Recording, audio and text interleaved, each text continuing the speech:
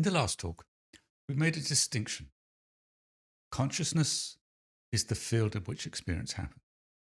Awareness is what moves within that field, and physical intelligence shapes that movement.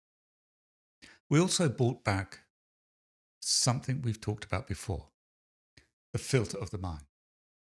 As physical intelligence develops, that filter becomes increasingly established. The mind filters the light, while physical intelligence increasingly guides awareness. But this raises an interesting question. What happens as physical intelligence becomes more sophisticated? To understand this, let's begin somewhere very simple. Imagine a very simple form of life. Something happens. It responds. Light changes, temperature changes, something moves nearby. There is an experience and there is a response. But as physical intelligence develops, something new becomes possible. Memory. Now experience doesn't simply disappear. Something of it remains. And that changes what happens next. The present can now be influenced by the past. Then another capacity develops, prediction. Physical intelligence can use what happened before to anticipate what might happen next. And suddenly awareness is no longer concerned only with what is happening now.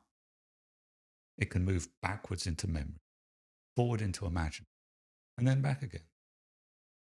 Experience influences memory. Memory influences expectation. Expectation influences the next experience. And something very interesting has begun. Awareness is starting to return. I want to use an analogy here from physics, not because I think awareness is light, and not because I think the brain is an optical system, but because light gives us a rather beautiful way of visualizing what I mean. Imagine light traveling through an optical fiber. The fiber doesn't create the light, it guides it. The structure of the fiber determines how the light can travel. And I think this is the first part of the analogy, which is important, because as physical intelligence develops, I'm suggesting that something similar happens to awareness. Awareness becomes increasingly guided. The structure becomes increasingly capable of determining where awareness goes, what it returns to, and how long it remains there. So as physical intelligence increases, several things are developing together. The filter of the mind becomes more established. Awareness becomes increasingly guided, and the path along which it is guided becomes increasingly capable of returning upon itself. Now go back to the fiber. We can curve it.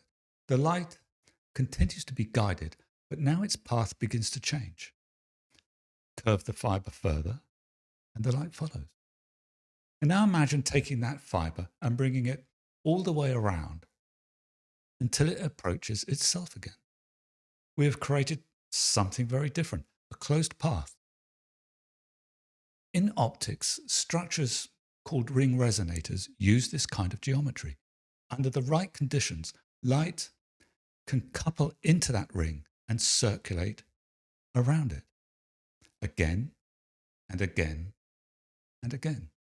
And I think this gives us a useful way of imagining what increasing physical intelligence may do to awareness. It doesn't create consciousness, just as the fiber doesn't create the light. It increasingly guides awareness, while at the same time creating the conditions through which awareness can return to itself. Greater guidance, greater return. The two develop together, and eventually the path closes.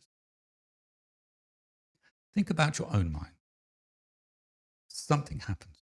Someone says something to you. The event lasts perhaps 5 seconds. but physical intelligence remembers it. Later, you return to it. You think about what they said. Then you think about what you said. Then perhaps what you should have said. You imagine what they were thinking. You imagine what you might say next time. And every one of those thoughts becomes another experience, which can itself be remembered, interpreted, and returned to. The original event disappeared hours ago, but awareness is still circulating. We've seen this throughout the earlier talks. The mind goes around and around and around. But now we're asking a different question. Why? Perhaps because physical intelligence has developed a structure capable of recursion. Thought can refer to thought. Memory can alter perception. Perception can activate memory. Prediction can alter behavior. And behavior creates another experience, which enters memory and begins the process again. Awareness is now both increasingly guided and increasingly returned. The loop has closed. But something else happens as this returning becomes increasingly stable. A center begins to form. Because experience isn't simply being remembered. It is increasingly being remembered in relation to someone. What happened to me? What does this mean for me? What will happen to me? What do they think of me? Awareness begins returning not merely to previous experience, but to a central point of reference. And that center is what we experience as self. Now, I want to be careful here. I'm not saying the self is an illusion that we somehow need to get rid of. Quite the opposite. The self is extraordinarily useful. Without continuity, memory, and a central reference, functioning as a human being would be enormously difficult. The self allows us to learn, to plan, to build relationships, to recognize responsibility, to create a continuous story of our lives. The loop isn't a failure of physical intelligence.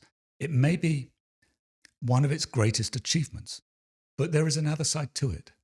Because once the center becomes established, experience increasingly returns to it, and every return strengthens the pattern. The more experience is interpreted through me, the more coherent me becomes. And the more coherent me becomes, the more experience is interpreted through it. The loop begins to reinforce itself. And perhaps this experience explains something very ordinary about being human. Why is it so difficult simply to stop thinking about ourselves? Why does the mind continually return to our problems, our memories, our fears, our future, our identity? Perhaps because we are asking a structure designed to return, not to return. The same architecture that gives us this extraordinary sense of continuity also has the capability to hold awareness within it. And that brings us somewhere important. Because the question is no longer, why can't I stop the loop? Perhaps the better question is, how tightly does the loop need to hold me? That distinction will matter enormously because as physical intelligence increases, the filter of the mind becomes more established. Awareness becomes more strongly guided. The loop becomes more sophisticated. The sense of self becomes more coherent. Awareness becomes increasingly organized around that center. But can that process continue indefinitely? Can increasing intelligence simply produce greater and greater coherence? Or is there a point where the very complexity that created that loop begins to place limits upon it? That's where we go next.